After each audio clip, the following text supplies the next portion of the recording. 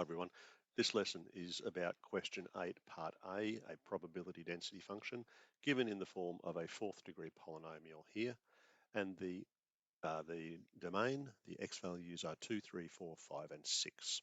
Now our first job before we can do a calculation is to work out the probability values with this rather nasty looking fourth degree polynomial using each of these values.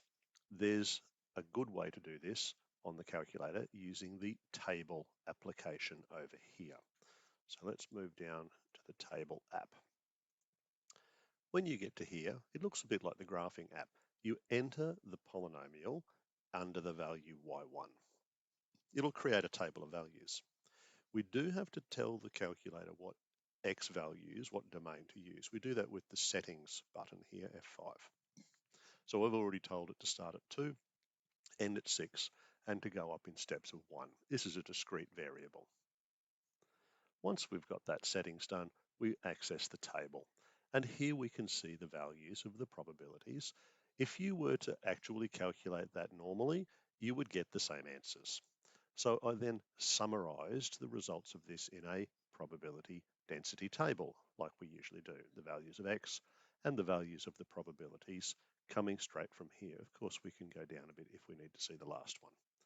Now that's the point where I then went and put those numbers, there wasn't many, I retyped them into here. Now, there is a way that you could have got these to calculate in the stats app, but with such a nasty polynomial, I think using the table app makes your life easier. Now, we need to do these calculations based on the whole list of numbers, not individuals. We do that back on the Run Matrix menu. Now, the first thing I need is sigma, the sum. We find the list commands under the Options key. Then the first choice is list. Now we need to move further to the right, and there's the word sum. I'm going to put some brackets, and then inside the brackets, I'm going to write probabilities. They were stored in list 2. The word list is down here, access with the shift key. So list 2 multiplied by, and the x values were stored in list 1. That will multiply the two lists together piece by piece and then add the results. The mean is 4.3, which I wrote down and said how I did that. When it comes to doing the standard deviation, I'll use my variance formula. And again, it starts with the sum. I'll put a pair of brackets. The first thing is the probabilities. They were in list 2.